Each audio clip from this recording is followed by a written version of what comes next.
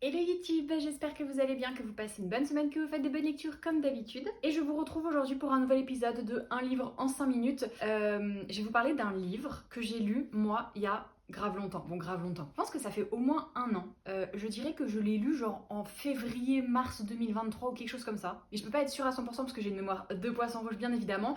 Mais c'est un livre que j'avais surkiffé et aujourd'hui, pas aujourd'hui au moment où je tourne cette vidéo, pas aujourd'hui au moment où vous regardez cette vidéo je pense, parce que bref, en ce moment, actuellement, en gros, le livre vient de sortir en VF, parce que moi je l'avais lu en VO au moment de sa sortie, mais là il vient de sortir en français aux éditions PKJ, et du coup je me suis dit que c'était trop l'occasion de vous en reparler. Évidemment, comme vous avez pu le voir dans le titre de cette vidéo, il s'agit de Agency for a Scandal de Laura Wood. Donc là, c'est la version anglaise, parce qu'au moment où je tourne cette vidéo, le livre n'est pas encore sorti, et je n'ai donc pas encore reçu mon service de presse, parce que normalement je dois recevoir un service de presse. Si je ne reçois pas de service de presse, pour quelconque raison que ce soit, j'irai l'acheter, parce que je suis tellement faible que j'ai besoin de mon édition en VO et j'ai besoin de mon édition en VF, et je pense d'ailleurs que je vais le relire en VF. Bref, tout ça pour dire que ce que vous voyez ici, c'est la version anglaise, donc la version originale, et c'est pour ça qu'elle est magnifique. La couverture n'a pas changé sur la VF, par contre je pense pas qu'il y ait ça, encore que je vous dis ça, j'en sais rien puisque je n'ai pas vu le livre, donc écoutez, au moment où vous regardez cette vidéo,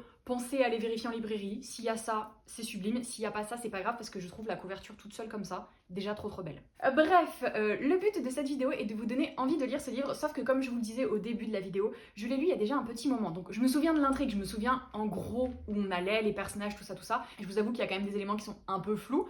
Un an et demi presque que je l'ai lu le bouquin, donc voilà. Vous-même vous savez, j'ai déjà du mal à me rappeler des prénoms des personnages de livres que j'ai lus il y a la semaine dernière, donc voilà. Mais tout ça pour dire que je ne vais pas forcément rentrer dans les détails de ce livre, déjà parce que je ne peux pas, et ensuite parce que je veux pas vous spoiler, et le but c'est de vous donner envie de découvrir cette pépite. Juste pour info, avant que nous commencions, Laura Wood, c'est aussi l'autrice de ces 3 romans que j'ai surkiffé. Le tout premier que j'ai lu d'elle, c'était Sous un ciel d'or, toujours chez PKJ. Pépite incroyable, vraiment énorme coup de cœur, ça reste un de mes plus gros coups de cœur depuis que j'ai commencé à lire, je pense. J'avais fait une vidéo spécialement sur ce livre, d'ailleurs je vous mettrai le lien par là-haut et dans la barre de description. Donc là non plus je vais pas vous en parler pendant 4 piges parce que j'ai fait une vidéo dessus, mais gros coup de cœur, roman historique, mais tellement beau, tellement parfait. Pour rappel, ce livre a quand même réussi à me faire crocher sur un pélo qui s'appelle Robert. C'est très fort. Et Sous des flocons d'argent, c'est le tome compagnon qui suit la sœur de l'héroïne de Sous un ciel d'or. Et enfin, le dernier livre paru chez PKJ, enfin traduit en tout cas chez PKJ, de cette autrice, c'est Sous une pluie d'étoiles, qui est absolument magnifique, qui n'a pas de lien du coup avec les 2 autres, mais qui raconte toujours l'histoire d'une jeune fille qui se sent un peu en décalage avec son temps et qui va passer des messages extrêmement féministes, toujours accompagnée d'une romance incroyable et d'un style d'écriture tellement immersif, tellement beau que... bref, j'ai kiffé. Donc voilà, c'était le petit rappel que Laura Wood, je savais déjà que j'allais la kiffer, puisque j'avais déjà lu certains de ses romans que j'ai kiffé. Et c'est donc pour ça que je me suis procuré Agency for a Scandal en anglais avant... en fait, je pouvais pas attendre qu'il soit traduit, même si je me doutais qu'il allait être traduit. J'avais besoin de le connaître tout de suite, tu vois. Donc bref, revenons-en à ce bébé. De quoi il parle? Eh bien, nous sommes en 1900... Non, pas du tout. En 1897 à Londres, dans la haute société londonienne, donc société victorienne, vous connaissez, vous avez peut-être déjà vu Bridgerton, je pense que c'est difficile de passer à côté de Bridgerton, même ambiance, vraiment même ambiance, c'est-à-dire que c'est les balles, c'est on se courtise, c'est je dois trouver un mari, c'est je suis un duc, tu es une duchesse, mais toi tu es une comtesse, donc tu vas un petit peu me parler correctement s'il te plaît, vous avez l'idée. Et là on suit en particulier Izzy qui elle a plusieurs secrets à cacher. Le premier secret c'est qu'elle préserve les apparences, donc elle va au bal, elle se fait courtiser, tout ça, mais Bichette elle est fauchée. Elle est fauchée parce que son père est mort et il leur a laissé en fait que des dettes. Sa mère, elle quitte pas sa chambre, son frère, il est en pensionnat, et en fait, elle fait tout pour que sa famille réussisse à garder le train de vie qu'ils avaient avant et que personne ne se rende compte qu'ils sont fauchés, puisque bien évidemment, ça serait une tragédie pour leur réputation et pour l'avenir de son frère. Bon, pour le sien aussi, mais elle a fait un trait dessus, on va dire, mais surtout pour l'avenir de son frère, et elle veut le préserver. Donc ça, c'est son premier secret, le fait qu'ils sont fauchés. Son deuxième secret, c'est qu'elle est trop in love d'un duc qui s'appelle Max, enfin, il a un titre un petit peu plus fancy quand même, mais moi je me souviens qu'il s'appelle Max, voilà, je peux pas en dire beaucoup plus. C'est un duc, le duc de... Enfin, il a un titre un peu classe quand même, tu vois. Donc elle est trop in love de Max, qui bien évidemment ne la regarde pas. Et en fait, à chaque fois qu'elle le voit dans les soirées, etc., elle est obligée de se représenter. Donc elle est un peu au bout de sa life parce qu'elle se dit, putain, le mec... Pardon, j'ai dit un gros mot. Elle se dit, Diantre, le mec ne me reconnaît jamais, donc elle est vraiment désespérée bichette. Et son troisième et plus gros secret, c'est que Mademoiselle Easy fait partie d'une société un peu secrète de femmes qui œuvrent pour l'émancipation des femmes. Je vous rappelle quand même que nous sommes dans la société victorienne, donc les femmes concrètement, à part faire des chiards et la popote, et encore la popote elles y touchent pas trop quand t'es dans la haute société, mais on te demande pas grand chose d'autre, tu vois, c'est sois jolie et tais-toi, souris, viens danser, fais-moi des enfants et c'est bon quoi. Sauf que bien évidemment toutes les femmes n'acceptent pas ça et la société secrète dans laquelle travaille Easy, ça s'appelle la Volière, enfin oui c'est ça, The Aviary, je pense que ça a été traduit par la Volière en français du coup. Ouah, je confonds tout. Et je m'en mêle les pinceaux. La Volière fait en sorte que les femmes qui viennent vers elle puissent retrouver une partie de leur indépendance. Ça passe notamment, et c'est les cas les plus fréquents, par faire chanter en fait le mari pour qu'il accorde une certaine liberté à sa femme ou pour obtenir carrément un divorce, ce qui est quand même assez rare pour l'époque, mais ça peut arriver. Ça peut être des maris violents, donc aider leur femme à s'échapper carrément. Voilà, il y a plein de choses, je vais pas rentrer dans les détails encore une fois parce que on en révèle pas mal dans le livre, mais il y a plein de choses qui font que, en gros, la Volière envoie des femmes en mission un peu secrète pour trouver, soit pour trouver des trucs pour faire chanter les maris, soit pour aider les femmes à sortir du pays, etc. etc. Et Easy, elle travaille là-bas puisque, déjà parce que c'est une cause qui lui tient à cœur, toi-même tu sais, mais aussi parce qu'elle a besoin du flouze et donc ça lui fait un petit salaire. Donc sa vie est quand même assez compliquée, à la petite Easy, quand même, on va pas se le cacher, et tout devient encore plus compliqué le jour où elle est du coup embauchée pour une certaine mission qui va la mettre en fait sur le chemin du fameux Duc Max pour lequel elle crush très très fort. Ils vont être obligés de passer du temps ensemble et en fait ça va révéler plein de choses déjà sur leur société, mais aussi sur les relations, sur ses amis à elle, sur ce qu'elle est, sur ce à quoi elle aspire. J'ai envie de vous dire, je vais m'arrêter là dans le résumé, mais vraiment incroyable, hyper addictif. On est vraiment dans cette ambiance à la Bridgerton, comme je vous le disais, mais avec une petite pointe de Enola Holmes pour le côté vraiment un peu enquête, un peu intrigue, tu vois, intrigue de cour, mais sans que ce soit vraiment la cour. Donc enquête en fait, je sais pas pourquoi je suis partie sur un truc de cours. Et ce qui est trop bien fait avec cette autrice, c'est que l'ambiance est hyper immersive.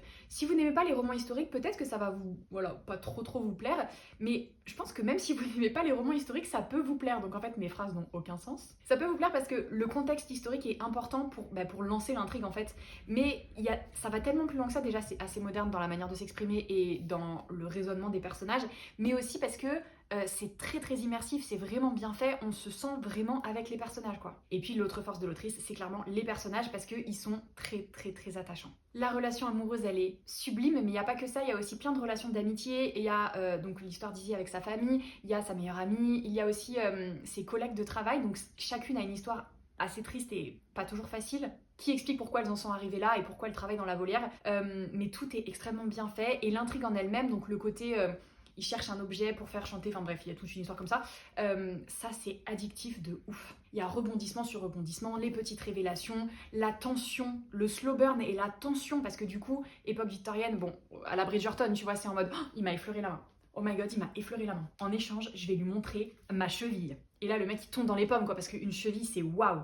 Et du coup, eux, ils sont un peu forcés de passer du temps ensemble, alors que elle essaie de cacher ses sentiments. Et oh là, les gars, vraiment, je vous jure, pépite. Pépite.